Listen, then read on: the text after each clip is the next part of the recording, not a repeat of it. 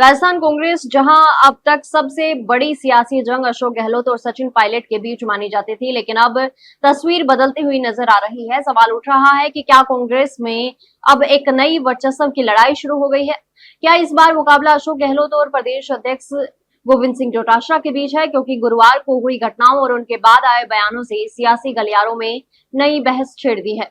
गुरुवार सुबह करीब 309 बीएपी कार्यकर्ता पूर्व मंत्री महेंद्रजीत सिंह मालविया के नेतृत्व में हुई अशोक गहलोत के सिविल लाइंस स्थित आवास पहुंचे।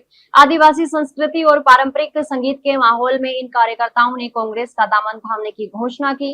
इस दौरान अशोक गहलोत ने सभी का स्वागत किया, लेकिन कार्यक्रम का सबसे चर्चित पहलू बना वहां गूंजा नारा। हालांकि नारे लगने के दौरान गहलोत कार्यकर्ताओं को पार्टी आलाकमान के समर्थन में नारे लगाने का भी इशारा करते नजर आए, लेकिन तब तक ये वीडियो सोशल मीडिया पर वायरल हो चुका था और राजनीतिक चर्चाओं का विषय बन गया था।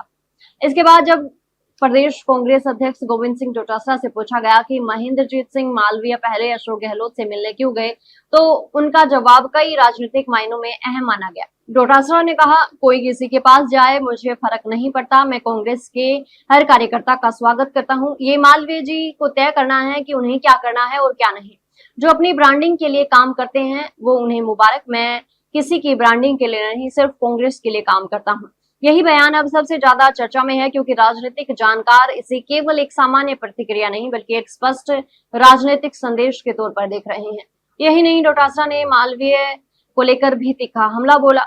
उन्होंने कहा, मालवीय जी बीजेपी में गए थे, लेकिन वहां उनकी दाल नहीं गली, न विधायक बन पाए और न ही सांसद। अगर उन्हें कोई गलतफहमी है तो एक बार फिर से पार्टी बदल लें। अगर जीतकर आ जाएं तो मेरा नाम बदल देना। मैंने इन्हें हराने का चैलेंज लिया था और हराया भी। मेरी अभिशंसा के बिना ये कांग्रेस में वापस नहीं आ सकते थे। डोटासरा का ये बयान साफ संकेत देता है कि वे संगठन में अपनी भूमिका और ताकत को खुलकर सामने रखना चाहते हैं।